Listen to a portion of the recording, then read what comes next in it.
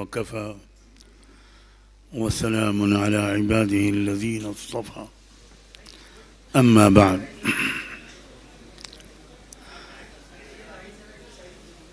بھائی ذرا خاموش ہو جائیں آپ.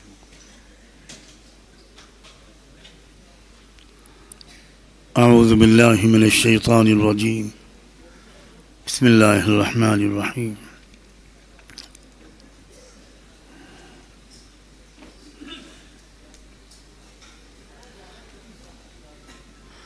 کنتم خیر امت اخرجت للناس تأمرون بالمعروف وتنهون عن المنکر وتؤمنون باللہ.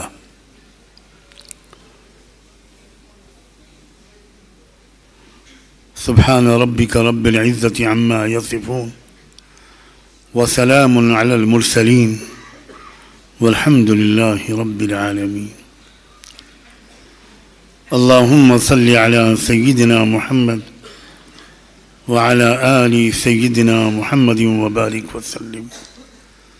اللهم صل على سيدنا محمد وعلى آل سيدنا محمد وبارك وسلم. اللهم صل على سيدنا محمد وعلى آل سيدنا محمد وبارك وسلم.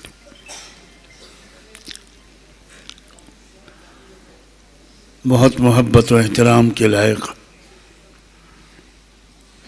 میرے بھائیوں اور نوجوانوں،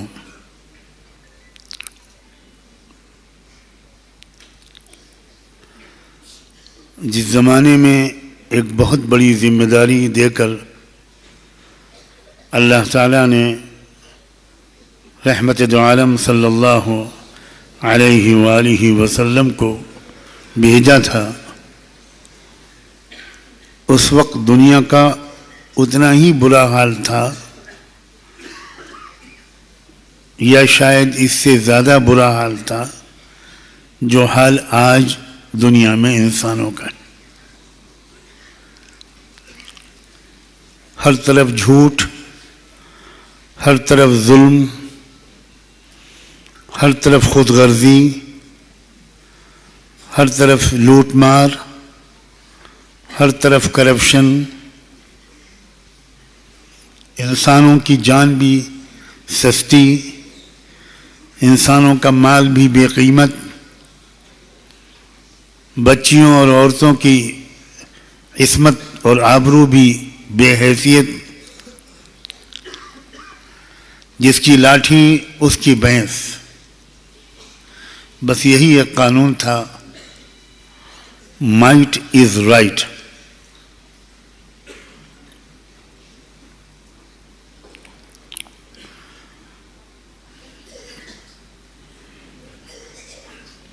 گورے کالوں کو ستاتے تھے، حاکم محکوموں پر ظلم کرتے تھے، امیر غریبوں کا دل دکھاتے تھے، عورتوں پر ظلم ہوتا تھا، غلام اور باندیوں کا تو جو حال تھا وہ تو بیان بھی نہیں کیا جا سکتا. عرب کے لوگ چونکہ شکار کھیلا کرتے تھے، ان کو اپنے نشانے کی مشق کرنی پڑتی تھی، تو کبھی کبھی کوئی مالک اپنے غلام کو کسی پیڑ کے تنے سے یا کسی کھمبے سے باندھ دیا کرتا تھا، اور آپس میں شرط لگتی تھی کہ بتاؤ اگر میرا تیر میرے کمان سے نکلا اور اس کی بائیں آنکھ کی پتلی میں لگا تو تم مجھے کیا دو گے؟ ادھر سے شرط لگائی جاتی تھی اتنی شراب پلائیں گے، اتنا جوا کھیلیں گے، اور ادھر یہ شخص تیر چلاتا تھا اور بندھے ہوئے غلام کی آنکھ کی پتلی میں تیر لگتا تھا، اور تڑپ تڑپ کر گھنٹوں تڑپ تڑپ کر وہ غلام وہیں جان دیا کرتا تھا.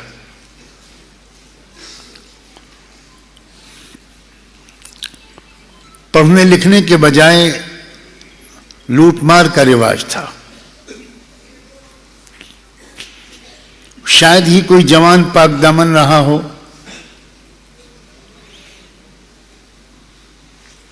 شاید ہی کسی لڑکی کی عزت و آبرو محفوظ رہی ہو۔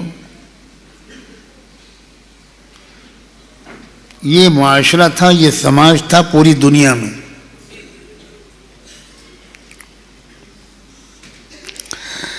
ایسے میں اللہ تعالیٰ نے اپنے آخری رسول المحبوب، خوب درود و سلام پڑھیے، رحمت دو عالم صلی اللہ علیہ وآلہ وسلم کو بھیجا۔ اور اس لیے نہیں بھیجا، اب یہ بات ذرا غور سے سنیے گا، اس لیے نہیں بھیجا کہ کچھ نیک مسلمان دنیا میں تیار ہو جائیں، ہر شہر میں کچھ لوگ تیار ہو جائیں، کچھ بوڑھے، کچھ بزرگ، کچھ پڑھے لکھے، کچھ بے پڑھے لکھے، کچھ شہری، کچھ دیہاتی، تھوڑے سے اچھے بن جائیں۔ یہ مقصد نہیں تھا اللہ کے رسول کا۔ اللہ کے رسول کا مقصد یہ تھا کہ ایک پورا معاشرہ، ایک پورا سماج، ایک پوری سوسائٹی، ایک پوری امت، ایک نمونے کی امت، ایک سیمپل کی حیثیت رکھنے والی امت دنیا کی قوموں کے سامنے اللہ کے محبت بھرے تحفے کے طور پر پیش کرتے ہیں۔ آج اس مجمع میں آپ لوگ مختلف طبقات سے تعلق رکھتے ہیں، آپ میں علماء بھی ہیں، آپ میں مدرسوں کے اساتذہ بھی ہیں، آپ میں مسجدوں کے امام بھی ہیں، آپ میں اسکولوں اور کالجوں کے ٹیچر بھی ہوں گے، آپ میں انجینئر بھی ہوں گے، آپ میں بزنس مین بھی ہوں گے، آپ میں اسپورٹس مین اور کھلاڑی بھی ہوں گے، آپ میں لٹریری ادبی ذوق رکھنے والے لوگ بھی ہوں گے۔ ابھی شہر مالیار کوٹلہ کے لیے ایک لفظ بولا گیا جس نے مجھ کو چونکایا، شہر علم و ادب۔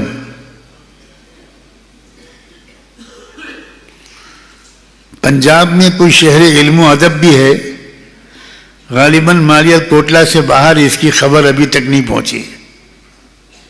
ہم تو تسی اسی والا شہر سمجھتے ہیں اس کو، پتہ چلا کہ شہر علم و ادب خالی لکھنؤ نہیں ہے، مالیار کوٹلہ بھی ہے۔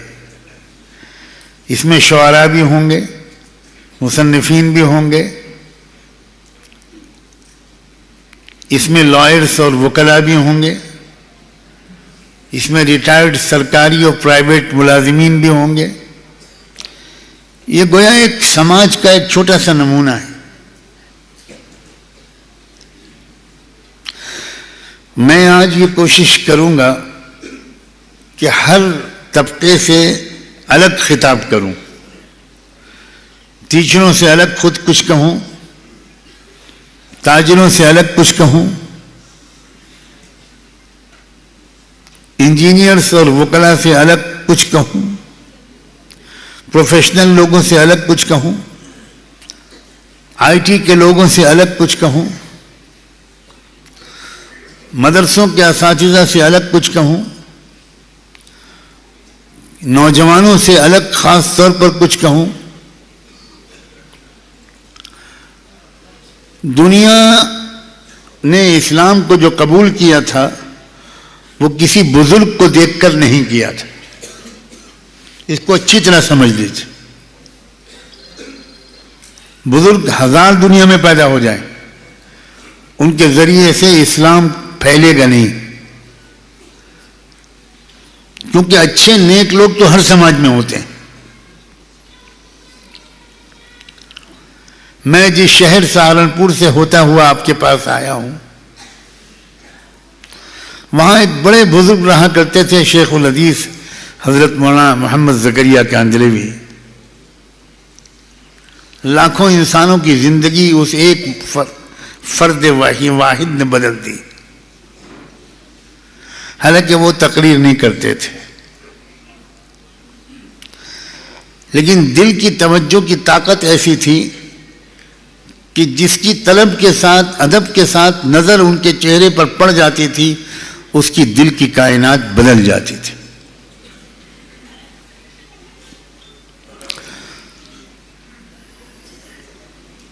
سہارنپور میں رمضان مبارک کے دنوں میں ہزاروں لوگ ان کے یہاں آتے تھے، خاص طور پر آخری عشرے میں۔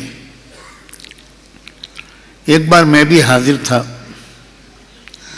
تراویح کے بعد وہ بیٹھتے تھے، صرف وہی وقت ہوتا تھا ان کی زیارت کا اور ان کی مجلس میں بیٹھنے کا۔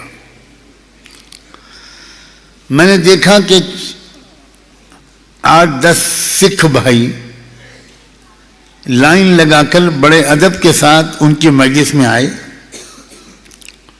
ان کو راستہ دے دیا گیا اور وہ سیدھے حضرت شیخ کے پاس پہنچے۔ ہر ایک نے حضرت شیخ سے کان میں کچھ کہا، اپنی کسی پریشانی کا ذکر کیا، دعا کی درخواست کی، بوتل میں پانی میں دم کروایا۔ اس کے بعد بڑے ادب کے ساتھ الٹے قدم واپس چلے گئے۔ میں ایک نوجوان طالب علم تھا، شروع سے میرا مزاج بڑا سینسٹیو اور بہت حساس رہا۔ میں ان کے پیچھے پیچھے باہر نکلا۔ میری خوش قسمتی تھی کہ وہ لوگ سیدھے چلے نہیں گئے، وہیں قریب میں ایک چائے کا ہوٹل تھا، وہ وہاں بیٹھ گئے چائے پینے کے لیے۔ میں بھی وہیں پہنچ گیا اور میں نے ان سب کو سلام کیا۔ بہت محبت سے انہوں نے مجھے بٹھایا۔ میں نے کہا کہ آپ کس لیے آئے تھے یہاں ان بزرگ کے پاس؟ تو انہوں نے کہا کہ ہمارا تجربہ ہے، ان کی دعا قبول ہوتی ہے، یہ دعا کر دیتے ہیں، پانی میں پھونک دیتے ہیں تو بیمار اچھا ہو جاتا ہے۔ تو میں نے ان سے کہا کہ انکل آپ نے تو دیکھا ہے کہ وہ بھی انسان ہیں ہماری آپ کی طرح، پانی بھی پیا انہوں نے، کلی بھی کی، اگالدان بھی پاس میں رکھا ہوا تھا۔ تو اگر انسان ہوتے ہوئے وہ ایسے بن گئے کہ ان کی دعاؤں سے ہمارا آپ کا کام چلنے لگا، تو آپ خود ان کی طرح بننے کی کوشش کیوں نہیں کرتے؟ ایک اچھی عمر کے، پختہ عمر کے سفید داڑھی والے سکھ بھائی نے مجھ سے کہا کہ بیٹا شاید تم یہ کہنا چاہتے ہو کہ آپ مسلمان کیوں نہیں ہو جاتے، کھل کے کہو، یہی تو کہنا چاہتے ہو؟ میں نے کہا انکل کہنا تو میں یہی چاہتا ہوں، اور آپ سمجھدار رہے، اشارے کو سمجھ گئے۔ تو اب غور سے سنو کہ اس نے کیا کہا۔ اس نے کہا کہ اگر یہ دعاؤں کی قبولیت اسلام کی وجہ سے ہے تو ہر مسلمان کی دعا قبول ہونی چاہیے۔ اکا دکا کوئی سنت مہاتما تو ہر سماج میں ہوتے ہیں، ہمارے یہاں بھی ہیں پنجاب میں، لیکن وہ دور پڑتا ہے۔ ہم سہارنپور میں رہتے ہیں، یہ پڑوس میں رہتے ہیں، ہم جب کبھی کوئی پریشانی ہوتی ہے ان سے دعا کرا لیتے ہیں۔ بیٹا اگر تم چاہتے ہو، اب یہ غور سے سنیے گا، اگر تم چاہتے ہو کہ بھارت کا سماج اور مانو سماج اسلام کو سمجھے اور غور کرے اور قبول کرے، تو پہلے مسلمانوں کو مسلمان بناؤ۔ یہ ہے پیغام جو میں آج لے کر آیا ہوں۔ میری صحت سفر کے لائق نہیں ہے، میری ریڑھ کی ہڈی میں 3-4 جگہ سے فریکچر ہے، اسی لیے ویل چیئر پر 2 قدم چلنا اور 1 زینہ چڑھنا میرے لیے مصیبت ہے، لیکن میں مارا پھر رہا ہوں، پورے ملک کے شہر جانے کی کوشش کر رہا ہوں۔ مجھے نہیں معلوم کہ میں کامیاب ہوں گا کہ نہیں۔ اگر میری مغفرت اللہ نے کر دی کہ تم جو کر سکتے تھے کر دیا تو میں کامیاب ہوں، آپ اپنا نصیب خود بھگتیں گے۔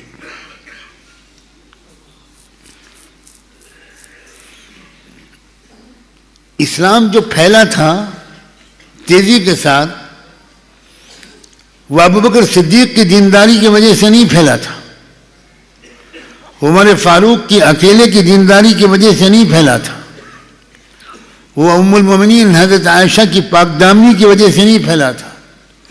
وہ جو پوری سوسائٹی مدینے میں تھی، مدینے کے تاجر، مدینے کے بازار، مدینے کے بیوپاری، مدینے کے کسان، مدینے کے مزدور، مدینے کے غریب، مدینے کے امیر، مدینے کے مرد، مدینے کی عورتیں، مدینے کے نوجوان لڑکے، مدینے کی اتنی ڈسپلن، اتنی سیولائزڈ، اتنی باوقار، اتنی سلیقہ مند، اتنی پروگریسو، اتنی اوپن مائنڈڈ، اتنے کشادہ دل کی، اتنی ہمدرد، اتنی سخی، وعدے کی پابند، وقت کی پابند، کیا میں تعریفیں بیان کروں۔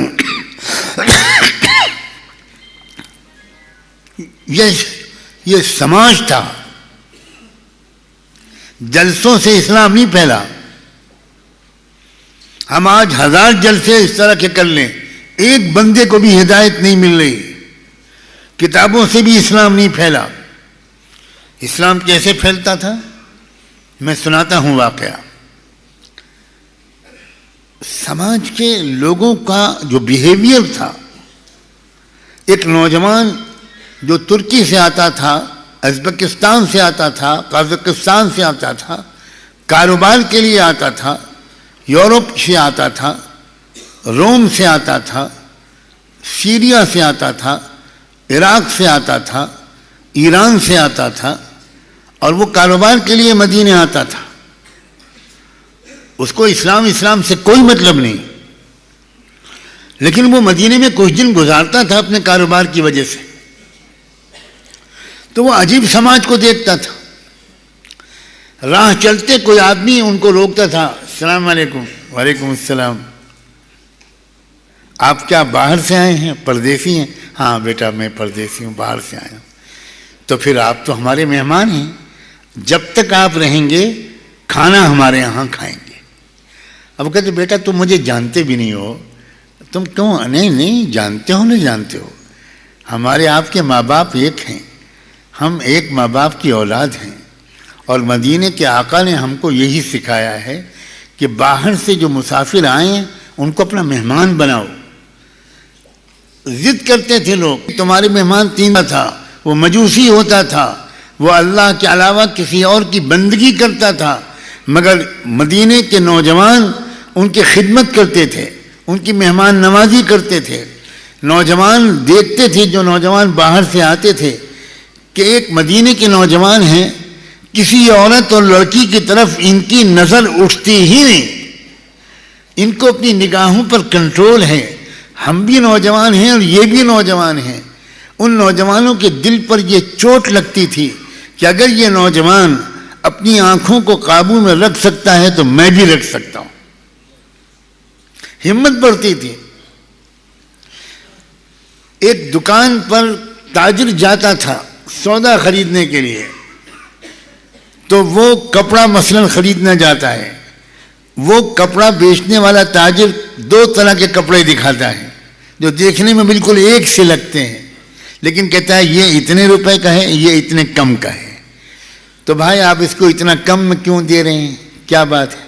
کہ اس میں ایک چھوٹی سی کمی ہے، وہ میں آپ سے چھپانا نہیں چاہتا، اس کمی کی وجہ سے اس کے ریٹ کم ہے۔ ارے بھائی آپ نے نہ بتایا ہوتا، میں پورا دیکھ کر لے کر چلا گیا ہوتا، آپ کو نفع زیادہ ملتا۔ تو وہ کہتا مجھے نفع تو زیادہ ملتا، مگر آخرت میں اللہ کی مار سے مجھے کون بچاتا۔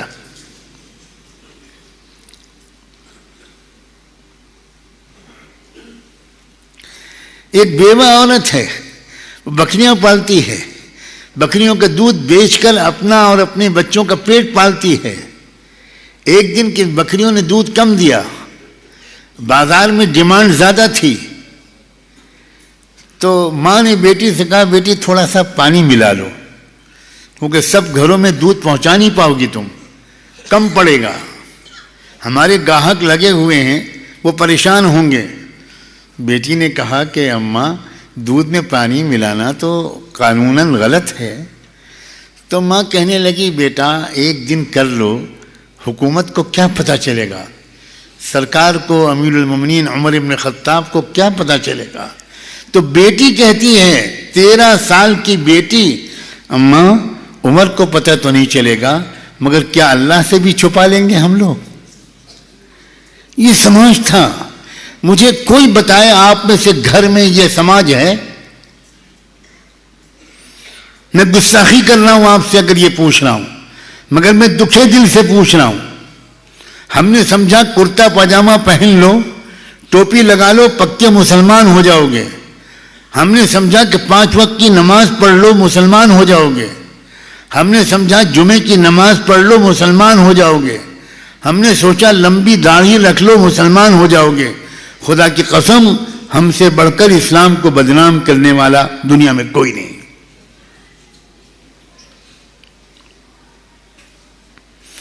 سیدنا علی رضی اللہ تعالیٰ عنہ ایک سفر پر جا رہے تھے. جب وہ آدھی دنیا سے زیادہ کے بادشاہ تھے، آدھی دنیا سے زیادہ پر ان کی حکومت تھی، سپر پاور. راستے میں ایک جگہ تھک گئے، پیڑ کا سایہ مل گیا تو رک گئے کہ تھوڑی دیر آرام کر لیں. ان کے ساتھ ان کے صاحبزادے حضرت حسن رضی اللہ عنہ تھے اور ایک ان کے خادم تھے، غالباً فہیرہ یا اس طرح کا کوئی نام تھا. صرف 2 لوگ تھے، کوئی سیکورٹی نہیں، کوئی ٹیپ ٹاپ نہیں، کوئی سرکاری بیت المال کا خرچہ نہیں. نہایت سادگی کے ساتھ بہت لمبا سفر کر رہے تھے. آرام کرنے کے لیے لیٹے تو پروٹیکشن کے لیے ایک فوجی لباس پہنے رہتے تھے کہ پتہ نہیں اچانک کہیں سے کوئی آتنکوادی حملہ نہ ہو جائے. تو وہ سوتے وقت اتار کر رکھ دی. حضرت حسن بھی آرام کرنے لگے یا ادھر ادھر ٹہلنے لگے، وہ خادم بھی. ایک یہودی شخص گزر رہا تھا اپنے گھوڑے پر سوار، وہ پیچھے پیچھے آ رہا تھا. ان لوگوں کو تو اندازہ نہیں تھا. اس نے دیکھا کہ بڑی قیمتی چیز پڑی ہے زمین میں، وہ پروٹیکٹنگ گیئر جو ہے، وہ جو لوہے کا لباس ہے، ہیلمٹ سے لے کر اور پورے پیروں تک جو لباس تھا، وہ لباس اس نے اٹھایا اور چرایا اور اپنے گھوڑے پر سوار ہو کر تیزی سے بھاگا. حضرت حسن اور خادم نے پیچھا کیا، کوشش کی کہ اس کو پکڑ لیں، نہیں پکڑ سکے، وہ نکل گیا. لیکن پہچان لیا ان لوگوں نے، وہ شخص جانا پہچانا آدمی تھا. اب آپ بتائیے، سپر پاور کا رولر ہے سیدنا عمر، سیدنا علی رضی اللہ تعالی عنہ. وہ چاہتے تو فوراً حکومت کو، پولیس کو آرڈر کرتے کہ اسے پکڑ کے لاؤ، تلاش کر کے گرفتار کرو اس کو. لیکن یہ قانون کا راستہ نہیں ہے. قانون کو اپنے ہاتھ میں لینا، یہ اسلام اس کی اجازت نہیں دیتا. لیگل پروسیس ہونا چاہیے، قانونی کارروائی ہونی چاہیے. اس کے لیے حضرت علی نے سپریم کورٹ میں ایک شکایت درج کی، جو اعلیٰ عدالت تھی، جس عدالت کے جج چیف جسٹس خود حضرت علی کے شاگرد تھے. کیونکہ حضرت علی جوڈیشل لا، عدالتی قانون کے سب سے بڑے ماہر تھے. کبھی کبھی آپ جمعے کو خطبے میں سنتے ہوں گے وَأَقْضَاكُمْ عَلِي. تو ان علی کے شاگرد تھے جسٹس شریح، جو چیف جسٹس تھے پورے عالم اسلام کے. ان کی عدالت میں مقدمہ دائر کیا کہ اس نام کے اس یہودی شخص نے میری زرہ چرائی ہے. عدالت میں تاریخ لگ گئی، وہ شخص گرفتار ہو گیا، اس کو حاضر عدالت کیا گیا، عدالت میں پیش کیا گیا. اسلامی قانون یہ ہے کہ جو شخص خود کمپلین کرے، شکایت کرے، کوئی دعویٰ پیش کرے عدالت میں، تو اسلامی قانون کہتا ہے کہ ثبوت کی ذمہ داری، ایویڈنس کی ذمہ داری اسی کی ہے، اسی کو ثبوت دینا ہوگا۔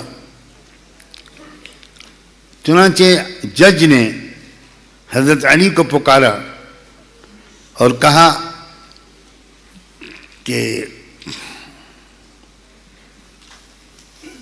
کوئی گواہ ہے آپ کے پاس؟ آپ کی شکایت آئی ہے ہمارے سامنے، تو گواہ پیش کیجئے۔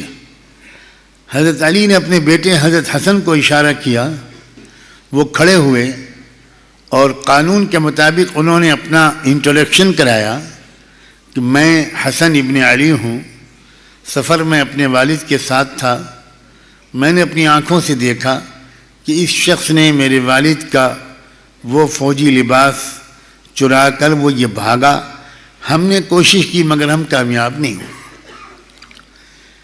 پوری گواہی سن تو لی، مگر جسٹس شریح نے جواب میں کیا کہا؟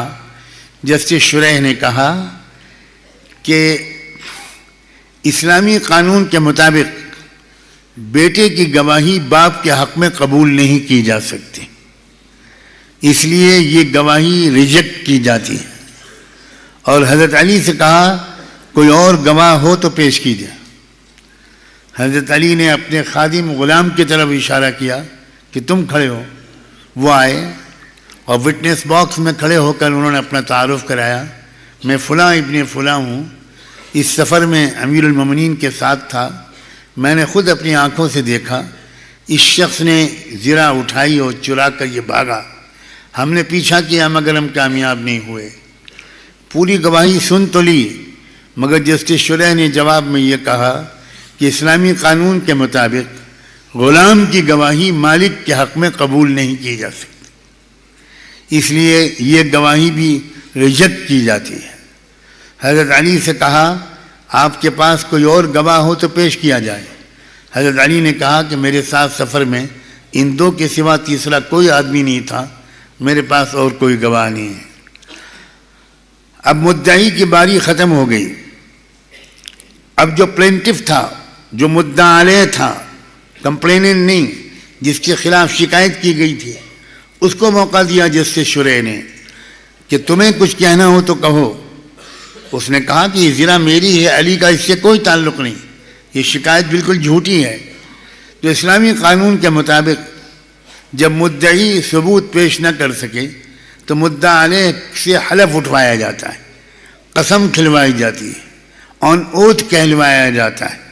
تو اس یہودی سے جسٹس شریح نے کہا کیا تم قسم کھا کے کہہ سکتے ہو کہ یہ تمہاری ہے؟ اس نے فوراً قسم کھا لی۔ ہم بھارت کے لوگ تو جھوٹ کے عادی ہیں، جھوٹ کے سائے میں رہ رہے ہیں، پورا ورلڈ ریکارڈ ہے۔ اگر اولمپک کا مقابلہ ہوگا تو انشاءاللہ بھارت کے پردھان منتری سے کوئی جیت نہیں پائے گا۔ سوال، ہمیں فخر ہے اس بات پر، ہم کو بہت بہت فخر ہے کہ جھوٹ کے اولمپک میں گولڈ میڈل صرف بھارت کو ملے گا، دنیا کے کسی اور ملک کو، اسرائیل تک کو بھی شاید یہ میڈل نہ ملنے پائے۔ چنانچہ اس یہودی نے بھی، جس کی نسل سے ہمارے بہت سے پڑوسی تعلق رکھتے ہیں، اس یہودی نے بھی فوراً جھوٹی قسم کھا لی۔ 99 کھا چکا ہوگا، سینچری مارنے کا موقع تھا، وہ کیوں چوکتا؟ اس نے بھی فوراً جھوٹی قسم کھا لی، قسم ہے رب کعبہ کی، قسم ہے رب موسیٰ کی، رب تورات کی، کہ یہ زرہ میری ہے، علی کا اس سے کوئی تعلق نہیں۔ اب عدالت کا پروسیجر پورا ہو گیا۔ جسٹس شریح نے فیصلہ کیا علی آپ کا مقدمہ خارج کیا جاتا ہے، آپ ثابت نہیں کر سکے اور یہ زرہ تمہاری ہے، لے جاؤ۔ جیسے ہی وہ یہودی نے زرہ اٹھائی وہ باہر نکلا، جسٹس شریح عدالت کے اسٹیج پر سے نیچے اترے اور امیر المومنین کو سلام کیا۔ حضرت علی نے کہا کہ شریح، مجھے تم سے ناانصافی کی امید نہیں تھی، آج تم نے کھلی ہوئی ناانصافی کی۔ حضرت شریح ڈر گئے، گھبرا گئے۔ امیر المومنین، میرا رواں رواں جانتا ہے کہ آپ سچے ہیں اور میں نے آپ کی درخواست خارج کر دی، اس سے بڑھ کر کیا انصاف ہو سکتا ہے؟ کیونکہ آپ کوئی گواہ وہ پیش نہیں کر سکے. قانون اسلامی آپ ہی نے ہم کو پڑھایا. اتفاق سے حضرت شریح حضرت علی کے شاگرد خاص تھے، آپ ہی نے ہم کو پڑھایا ہے، اور میں نے تو وہی فیصلہ کیا ہے جو اسلامی قانون ہے. حضرت علی کہنے لگے مجھے تمہارے فیصلے پر کوئی اعتراض نہیں ہے، فیصلہ بالکل پرفیکٹ کیا تم نے، لیکن مجھے ایک اور شکایت ہے. جسٹس شریح ڈر گئے، گھبرا گئے کہ مجھ سے کیا اور غلطی ہو گئی. فرمایا مجھے بتائیں امیر المومنین. انہوں نے کہا کہ سنو، عربوں میں ایک رواج ہے، کسی کو زیادہ عزت دے کر پکارتے ہیں تو اس کو نام سے نہیں پکارتے، کنیت سے پکارتے ہیں. ابو عمار، ابو محمد، ابو الحسن، ابو الحسین. تم نے جب مجھے بلایا بیان دینے کے لیے تو مجھے علی کہہ کے نہیں بلایا، ابو الحسن کہہ کے بلایا. اس کا مطلب ہے کہ تم نے مجھے زیادہ عزت دی اور مقدمے کے دوسرے فریق کو کم عزت دی. یہ ناانصافی ہے. تمہیں مجھے نام لے کے بلانا چاہیے تھا. مجھے تم سے یہ امید نہیں تھی. میں یہاں امیر المومنین کی حیثیت سے نہیں آیا ہوں. ہم دو پارٹیاں ہیں، برابر کی حیثیت رکھتے ہیں، دو فریق ہیں. جس طرح تم نے اس کو بلایا تھا نام لے کر، تمہیں مجھے علی کہہ کے بلانا چاہیے تھا. شریح آج میں چھوڑے دیتا ہوں، اگر آئندہ مجھے تمہاری طرف سے ایسی ناانصافی کی خبر ملی میں اسی دن تم کو ڈسمس کر دوں گا. یہ تھا وہ اسلام جس کو دیکھ کر دنیا اسلام لائی تھی. اس لیے پھیلا تھا اسلام. کرتے پاجامے سے نہیں پھیلے گا اسلام، ٹوپی داڑھی سے نہیں پھیلے گا اسلام.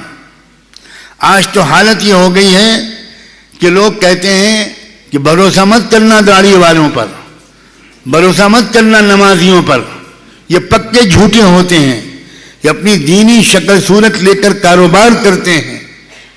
انا للہ و انا الیہ راجعون.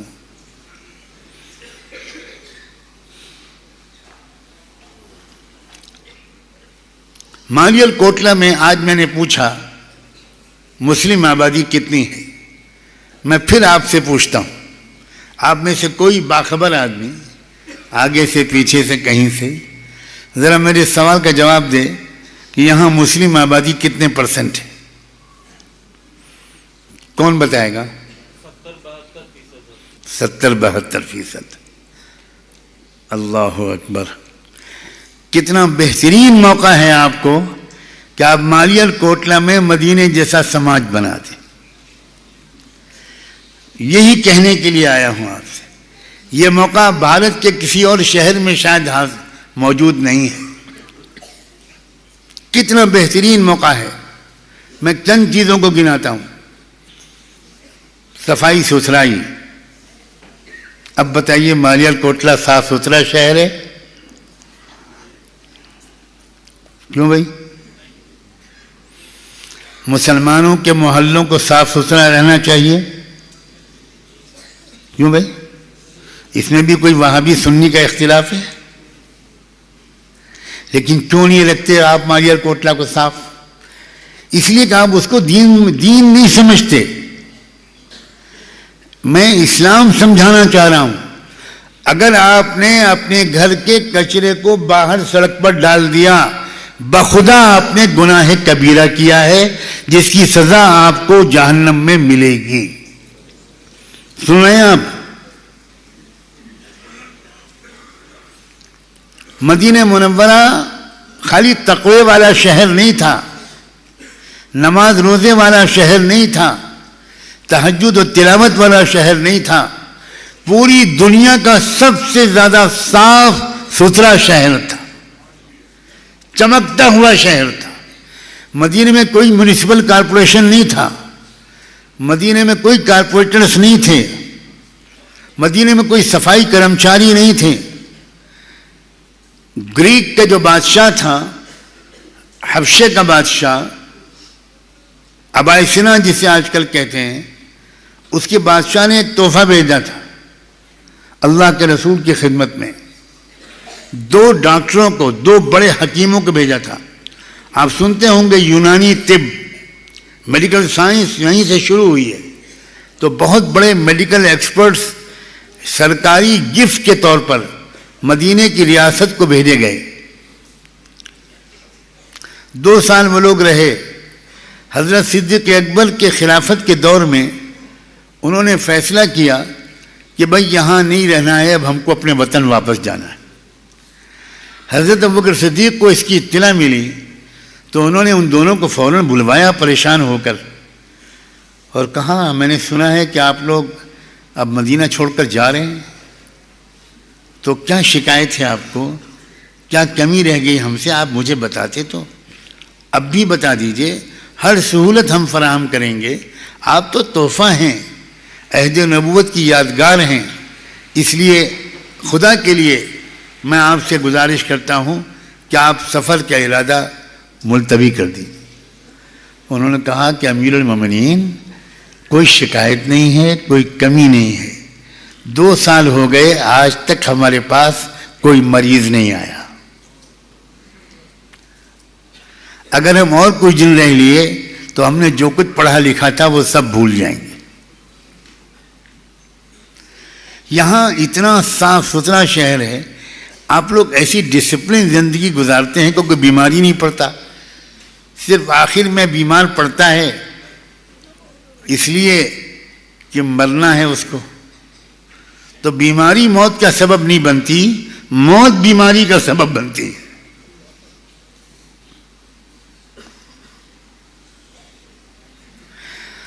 تو اس لیے ہمیں اجازت دے دیجئے, کوئی ناراضگی نہیں ہے, ہم سب بھول جائیں گے. حضرت صدیق اکبر نے پوچھا اچھا اگر یہ بات ہے ایک بات بتائیے کہ پھر ہم لوگ یہاں بیمار کیوں نہیں پڑتے.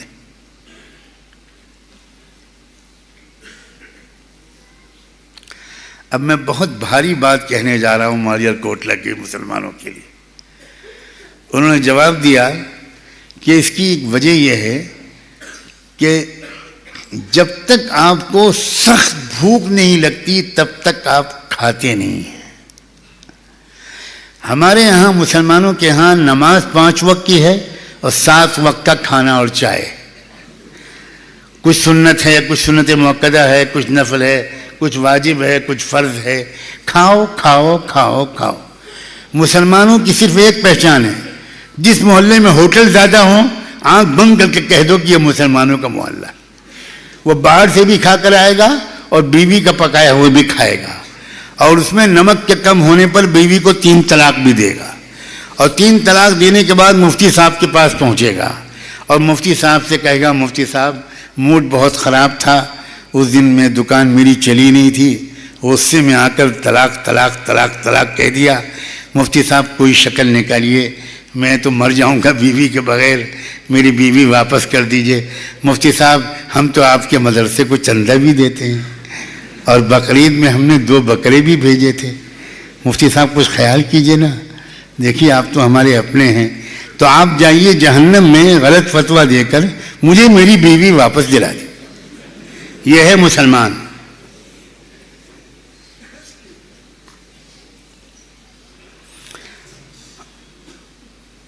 ان ڈاکٹروں حکیموں نے کہا کہ جب تک آپ کو سخت بھوک نہیں لگتی آپ کھانا نہیں کھاتے, اور کھاتے بھی ہیں تو کبھی پورا پیٹ بھر کے نہیں کھاتے. ہم 2 سال سے آپ کے کلچر کو دیکھ رہے ہیں, آپ کی عادت کو دیکھ رہے ہیں. تھوڑا کھاتے ہیں, تھوڑا اپنے کو بھوکا چھوڑ دیتے ہیں. بیماریاں پیدا ہو ہی نہیں سکتی اس آدمی کے اندر جس آدمی کا یہ ڈسپلن کا نظام ہو. اسے اسلام کہتے ہیں. مانیے اور اعتراف کیجئے کہ اسلام کو ہم نے نہیں سمجھا, بالکل نہیں سمجھا.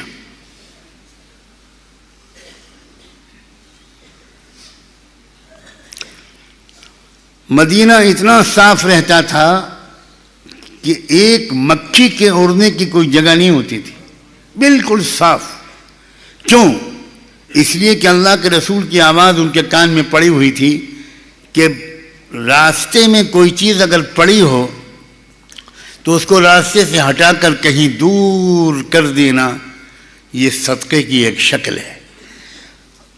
تو جو لوگ راستے سے پڑے ہوئے کیلے کے چھلکے کو یا کھجور کی گٹھلی کو وہ کنارے رکھ دیتے ہوں، کیا آپ ان سے یہ امید کریں گے کہ وہ اپنے گھر کے کچرے کو باہر ڈالیں گے؟ ہر مسلمان اپنے گھر کے کچرے کو باہر ڈالتا ہے، ہر مسلمان کے گھر کی گندگی باہر بہہ کر جاتی ہے۔ یہ اسلام نہیں ہے۔ جس شہر میں مسلمانوں کی اتنی بڑی آبادی ہو، اس شہر کے مسلمانوں کو جو موقع ملا ہوا ہے وہ دوسرے شہروں کے مسلمانوں کو شاید نہیں ملا ہوا، جن کی آبادی اتنی نہیں ہے۔ آپ کے محلے صاف ستھرے رہنے چاہیے، آپ کی شادیوں پر پیسہ خرچ نہیں ہونا چاہیے، کم سے کم پیسہ خرچ ہونا چاہیے آپ کی شادیوں پر۔ جس پیسے میں آپ دھوم دھڑکے والی شادی کرتے، اسی پیسے میں کسی یتیم لڑکی کا بھی آپ دلہن بنوا دیجئے، کسی لڑکی کو بھی سہاگن بنوا دیجئے، اس کی بھی شادی کرا دیجئے، ایک دو یتیم بچوں کو ہائی ایجوکیشن دلوا دیجئے، عالم بنا دیجئے، مفتی بنا دیجئے، انجینئر بنا دیجئے، ڈاکٹر اور لائر بنا دیجئے، صحافی بنا دیجئے، جرنلسٹ بنا دیجئے۔ اپنے پیسوں کو صحیح خرچ کرنا سیکھو اللہ کے بندو۔ میں کیسے کہوں، میرا دل اندر سے یہ کہہ رہا ہے کہ تم کچھ بھی کہہ دو، یہ تقریر ابھی تھوڑی دیر کے بعد لوگ بھول جائیں گے۔ کوئی تبصرہ کرے گا، کوئی تعریف کرے گا، کوئی برائی کرے گا، عمل کوئی نہیں کرے گا۔ اپنی زندگی کا پورا جائزہ لیجئے، پورے سماج کو بدلنا ہوگا۔ انجینئر سوچے کہ میں انجینئرنگ میں بے ایمانی کر رہا ہوں، 100% سچا مشورہ دے رہا ہوں یا میں دھوکہ دے رہا ہوں۔ وکیل سوچے کیا میں اپنے موکل کے کیس کو لنگر آن کر رہا ہوں، پیشی پہ پیشی، تاریخ پہ تاریخ لے رہا ہوں تاکہ مجھے فیس ملتی رہے۔ ایک ڈاکٹر سوچے کہ میں یہ جو لکھ رہا ہوں کہ تم کو اتنے ٹیسٹ کرانے چاہیے، یہ بلڈ ٹیسٹ ہوگا، یہ یورین ٹیسٹ ہوگا، یہ سٹول ٹیسٹ ہوگا، یہ ایکس رے ہوگا، یہ الٹرا ساؤنڈ ہوگا، یہ واقعی ضروری ہے؟ ہم سب جانتے ہیں کہ ڈاکٹروں کو لفافے ملتے ہیں۔ پیتھولوجی جہاں خون ٹیسٹ ہوتا ہے اور یہ ساری جانچیں ہوتی ہیں، جو ڈاکٹر لکھ کے بھیجتا ہے تو وہاں وہ جو الٹرا ساؤنڈ ہوا وہ 700 روپے میں ہوا، اس 700 روپے میں سے 300 روپے ڈاکٹر کو جاتے ہیں، اس الٹرا ساؤنڈ والی لیب کو صرف 400 روپے ملتے ہیں۔ اب یہ حرام کے پیسے ہیں، یہ بالکل حرام کے پیسے ہیں، یہ جہنم میں لے جائیں گے۔ آپ 1000 ٹوپی پہنتے رہو، آپ 1000 جمعے کی نماز پڑھتے رہو، یہ بالکل اسلام نہیں۔ اسلام جو پھیلا تھا نا، میں پھر بار بار کہہ رہا ہوں، وہ کرتے پاجامے سے نہیں پھیلا تھا، ٹوپی کرتے اور داڑھی سے نہیں پھیلا تھا، اخلاق سے پھیلا تھا، کیریکٹر سے پھیلا تھا، معاملات سے پھیلا تھا، کھلے دل سے پھیلا تھا۔ عجیب واقعات ہیں، عجیب و غریب واقعات ہیں۔ اسلام اتنی تیزی سے پھیلا کیسے؟ ایک لڑکی گھر جا کر کہتی تھی، اماں ہم اپنے گھر میں نکلتے تھے وہاں تو گھورتے تھے لڑکے ہم کو، کوئی گانا گاتا تھا، کوئی سیٹی بجاتا تھا۔ یہاں 1 مہینہ ہو گیا مدینے، میں باہر نکلتی ہوں کام سے، بازار جاتی ہوں، کھیت میں جاتی ہوں، کوئی نہیں دیکھتا مجھے بالکل کہیں سے کوئی خطرہ ہی نہیں لگتا۔ بالکل مجھے ایسا لگتا ہے کہ میں اپنے سگے بھائیوں کے بیچ میں ہوں، بالکل محفوظ۔ یہ کیا معاشرہ ہے؟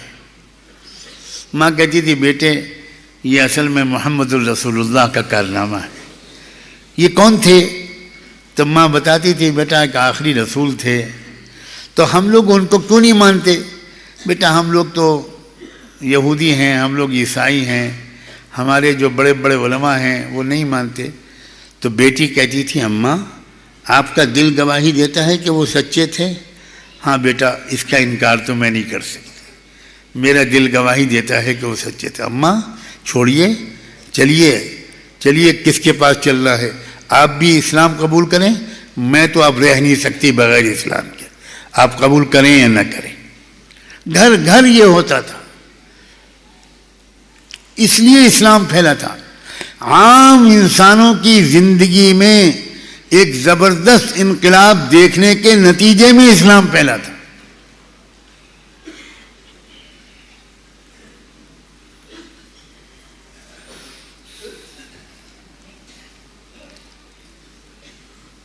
کسی بزرگ کی توجہ اور دعا سے، کسی عالم کی تقریر سے اسلام نہیں پھیلا تھا. کسی مصنف کی کتاب سے اسلام نہیں پھیلا تھا. چراغ سے چراغ جلتا ہے اور خربوزے سے خربوزہ رنگ پکڑتا ہے. مسلمانوں کی زندگی کو دیکھ کر، ان کے اخلاق اور معاشرت کو دیکھ کر، ان کے آداب اور تہذیب کو دیکھ کر، ان کے سلیقے اور ایمانداری کو دیکھ کر، ان کی نیچی نگاہیں اور پاک دامن کیریکٹر کو دیکھ کر، بڑوں کا ادب اور چھوٹوں سے پیار یہ دیکھ کر، غریبوں کے ساتھ جو ان کا برتاؤ تھا اس کو دیکھ کر، دنیا کے انسان اپنے کو روک نہیں پاتے تھے. ان کے لیڈر ان کو بھڑکاتے تھے، روکتے تھے. ان کے بادشاہ، ان کی حکومتیں ان کو روکتی تھیں، لیکن عوام نہیں روکتے تھے. یاد رکھیں، کسی ملک کی فوج چاہے جتنی طاقتور ہو، اگر اس فوج کو اپنے ہی ملک کے عوام کی مدد حاصل نہ ہو، سپورٹ حاصل نہ ہو، تو وہ فوج کبھی کامیاب نہیں ہو سکتی. کبھی کامیاب نہیں ہو سکتی. آپ دیکھ رہے ہیں اسرائیل کی فوج کا حال. اسرائیل کے عوام کی ایک بڑی تعداد کی حمایت فوج کو حاصل نہیں ہے. شروع میں حاصل تھی، جب بیچارے عوام بھی خواب دیکھ رہے تھے کہ بہت جلدی ہم قبضہ کر لیں گے اور بہت جلدی ہم یہ کر لیں گے اور وہ کر لیں گے. مگر لاکھوں سلام ہو غزہ کے جیالوں پر، لاکھوں سلام ہو غزہ کے بہادروں کو. یہ ہے مسلمان، اسے کہتے ہیں مسلمان.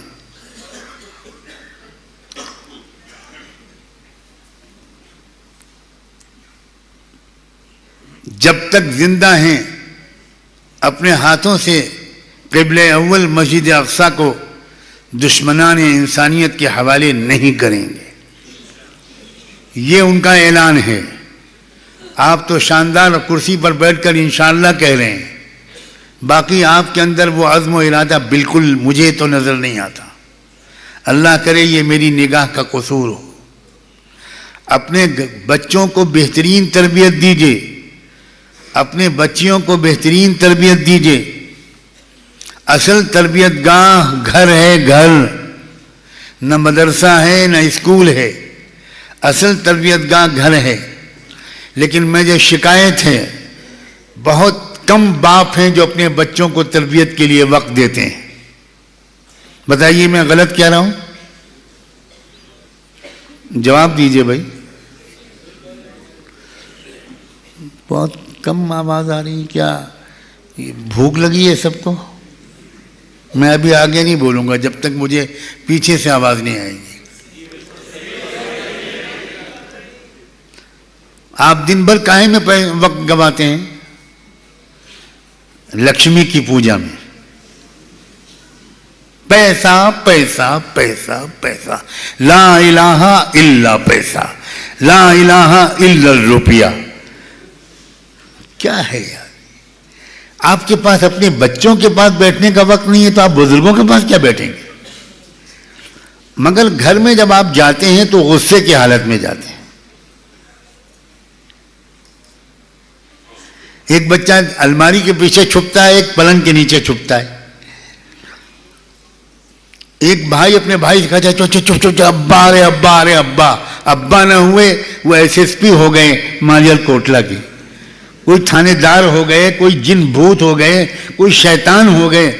باپ کو گھر میں جب آنا چاہیے تو آپ کے بچوں کا آپ کی ٹانگوں سے لپٹ جانا چاہیے.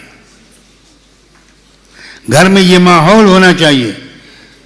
اسلام یہ کہتا ہے کہ پیٹ پر پتھر بنے ہوں، پیٹ پر فاقہ ہو کئی کئی دن کا، تب بھی گھر میں خوشی کا ماحول رکھو. یہ تھا صحابہ کے گھر کا ماحول. ہمارے ہاں جتنا دیندار اتنا ہی غصے ور، جتنا دیندار اتنا ہی چڑچڑا. کیا ہے یہ کون سا اسلام ہے؟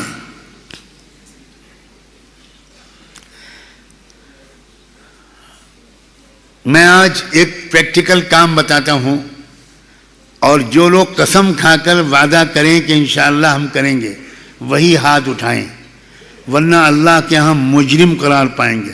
ابھی میں نے کام بتایا نہیں، آواز اٹھا رہا ہے۔ واہ بھائی واہ، میں نے نکاح میں تو دیکھا تھا کہ ابھی قاضی صاحب نے نکاح نہیں پڑھایا اور جی میں نے قبول کیا۔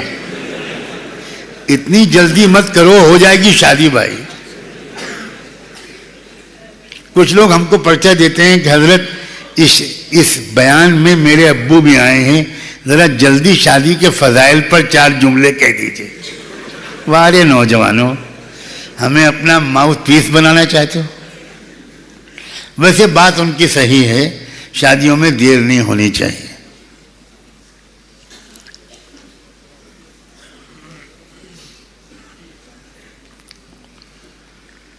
اللہ اکبر کبیر۔ کیا کہہ رہا تھا میں؟ کیا کہہ رہا تھا؟ کچھ یاد نہیں تم کو؟ بدھو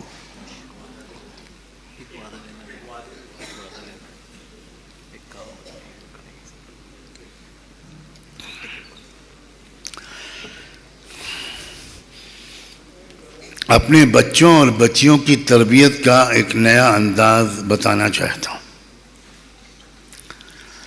میں بتا دوں، اس کے بعد صرف وہ لوگ ہاتھ اٹھائیں جو کریں گے۔ میں اللہ، پھر آپ کا ہاتھ اٹھنے لگا، کھجلی ہو رہی ہے کیا؟ بھئی ان کو ذرا ہاتھ اٹھا دو، دونوں اٹھا دو، ان کے بغل میں کھجلی ہو رہی ہے کچھ۔ ابھی میں نے کام بتایا بھی نہیں، ہاتھ یہ پکے جھوٹے، جھوٹے ابن جھوٹے ابن جھوٹے، 7 پشتوں کے جھوٹے بیٹھے ہیں یہاں۔ ددیال بھی جھوٹی، ننیال بھی جھوٹی، اور سسرال بھی انشاءاللہ جھوٹی۔ لا حول ولا قوت۔ ابھی میں نے کام بھی نہیں بتایا۔ کمال ہے بھائی، والے ماریل کوٹلا، والے ماریل کوٹلا ایک نئی مثال پیش کر رہے ہیں، ماشاءاللہ۔ دیکھیے، اپنے یہاں کے جو آپ کے علماء ہیں، کل یہ بات میں کہنا بھول گیا، آج کہتا ہوں، جو علماء ہیں، جو اسکول کالج کے ٹیچرز ہیں، یہ مل کر ایک کمیٹی بنائیں، اور وہ کمیٹی ایسے کمپٹیشن کروائے، مضمون نگاری کا مقابلہ کروائے، لڑکوں اور لڑکیوں میں الگ الگ۔ ان کو ایک ٹاپک دیا جائے کہ اس موضوع پر، اس ٹاپک پر 1 مہینے کے اندر یا 2 مہینے کے اندر تیاری کر کے مضمون لکھ کر لاؤ، تم کو فرسٹ، سیکنڈ، تھرڈ یہ انعام ملیں گے۔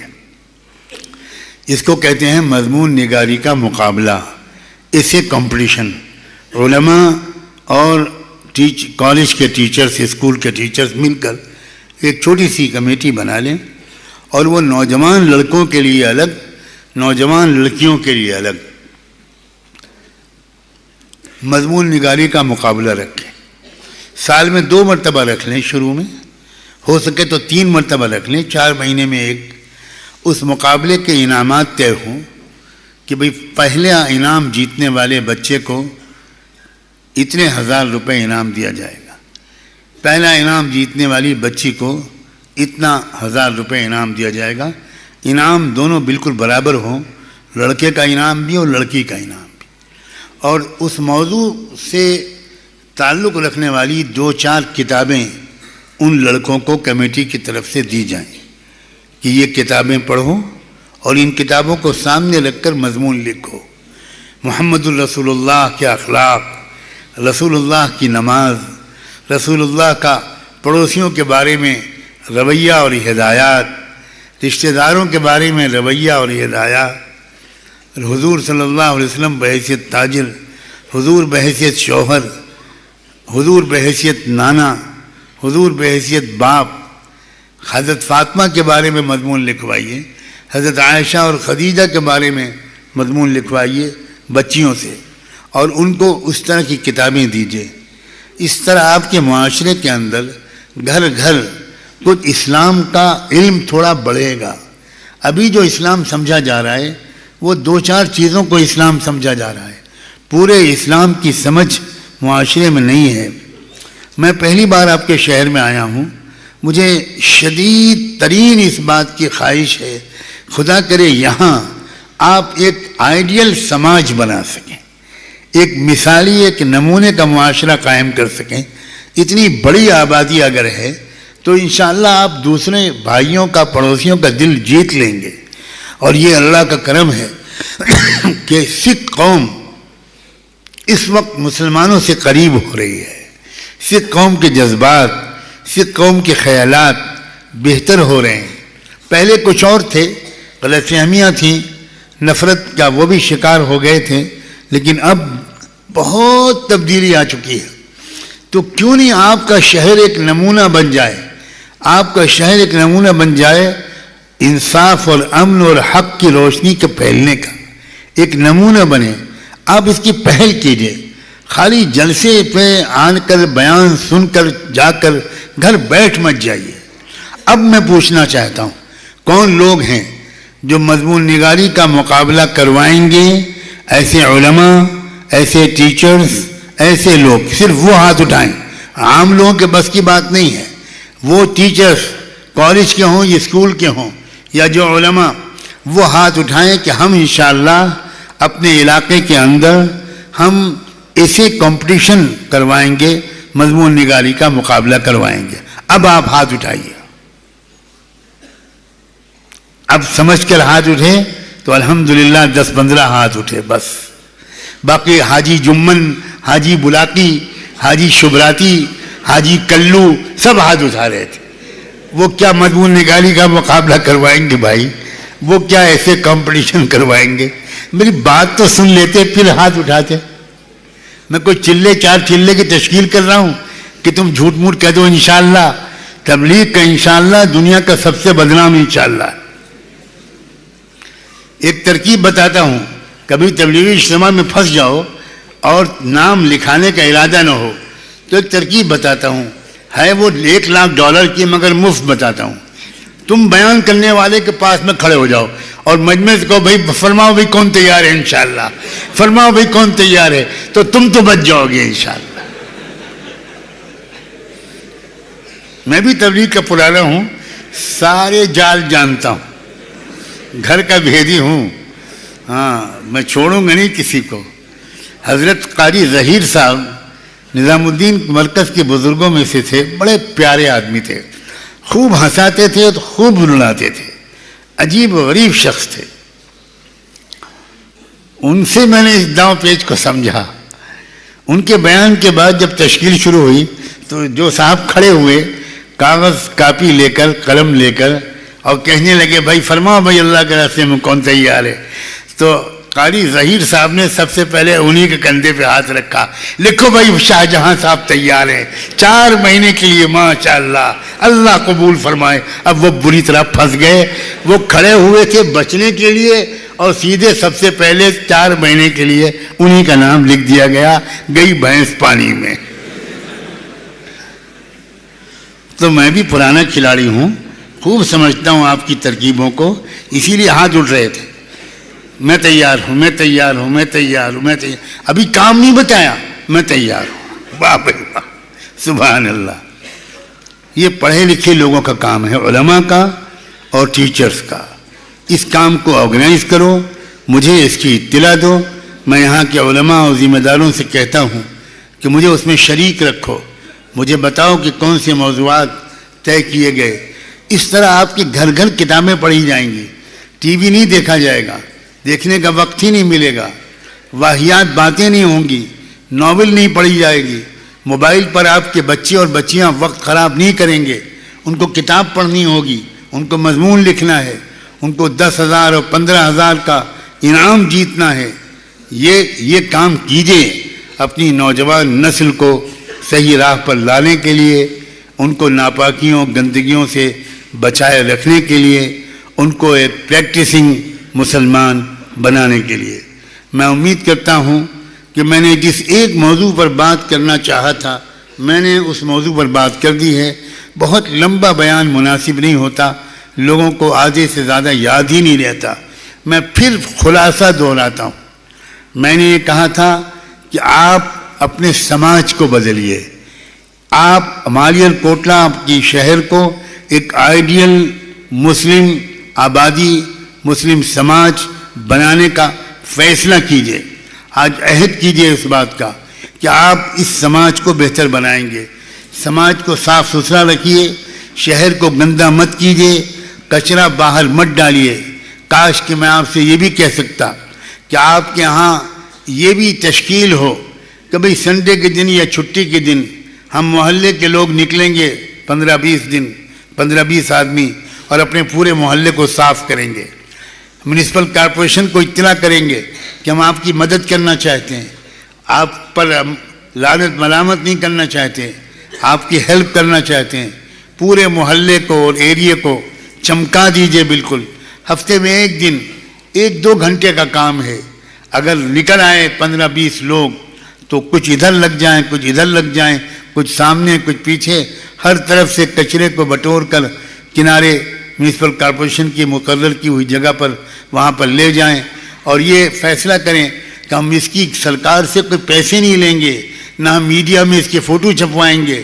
کوئی چھاپ دے تو کوئی حرج نہیں، لیکن ہم خود اس کام کو اللہ کی رضا کے لیے کریں گے، اپنی آخرت کے لیے کریں گے، تاکہ اللہ ہماری مغفرت فرما دے. کیوں؟ اس لیے کہ ایک چھوٹی سی تکلیف دہ چیز کو راستے سے ہٹا دینا یہ مغفرت کرا دیتا ہے. تو پورے کچرے کو صاف کر دینا کیوں نہیں روز محشر ہماری گناہوں کی مغفرت کا بہانہ بن جائے گا. اللہ تعالیٰ آپ سب کو سلامت رکھیں، دونوں جہان کی خوشیاں ہماری آپ کی قسمت میں لکھ دے. وآخر دعوانا ان الحمد للہ رب العالمین.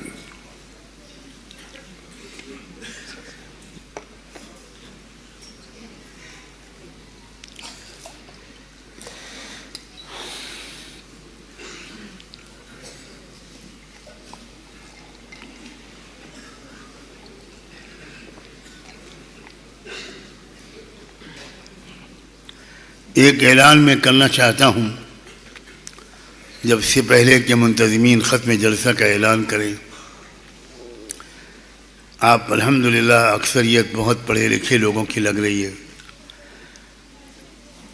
ایک رسالہ نکلتا ہے اردو میں ماہنامہ الفرقان منتھلی، 92 سال سے نکل رہا ہے. بہت بڑا کرم ہے اللہ کا. اس کا جو لیٹسٹ شمارہ ہے دسمبر کا شمارہ، وہ آج یہاں آگے اسٹیج کے سامنے موجود ہے. کیمرے جو لگے ہوئے ہیں ان کے سامنے. اس میں فلسطین کے تازہ ترین حالات کے بارے میں ایک بہت ہی تفصیلی مضمون موجود ہے جو میں نے خود لکھا ہے. بہت غور سے اس مضمون کو اگر آپ پڑھیں گے تو آپ کو قبلہ اول کے، مسجد اقصیٰ کے اور فلسطین کے تازہ ترین حالات معلوم ہوں گے. آپ الفرقان کے اس شمارے کو خریدیے اور باقاعدہ اس کے سالانہ خریدار بھی بن جائیے، لائف ممبر بھی بن سکتے ہیں. اللہ تعالیٰ آپ کو نیک توفیق سے نوازے.